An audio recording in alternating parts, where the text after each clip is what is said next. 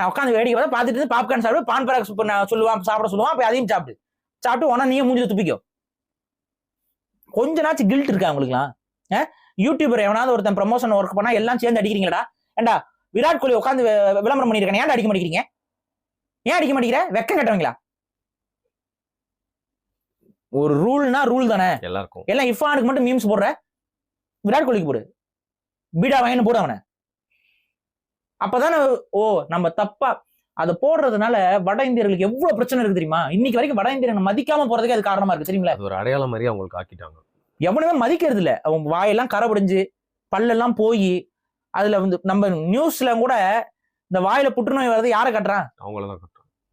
பான் பராக் இதெல்லாம் வந்து போட்டா வாய் போயிடும், வாய் தாட போயிடும். அதான் சொல்றேன், அதிகமா பாதிக்கப்படுறது யாரு? அவன் தான். பணக்கார ஏழை எல்லாருக்குமே அந்த பழக்கம் இருக்கு. ஆமாங்க. அப்ப அந்த ஒரு அடிப்படை நம்ம எல்லாம் கிண்டல் அடிக்கிறோம், தப்பா ப்ரமோஷன் பண்றவன் எல்லாம் திட்டுறோம். அப்ப இந்த மாதிரி உச்சத்துல இருக்கவனு தானே தப்பா சொல்றான். GMO ப்ராடக்ட்ஸ் சப்போர்ட் பண்றான், ஒண்ணுக்கு ஆகாத ஃபாஸ்ட் ஃபுட் செயின்ஸை வந்து இது பண்றான். அவங்க டயட்ல இந்த ஃபாஸ்ட் ஃபுட் இருக்குமா? ஒரு நாள் கூட தப்பி தவறி சாப்பிட மாட்டாங்க. சீட்ல கூட சாப்பிடவே மாட்டாங்க.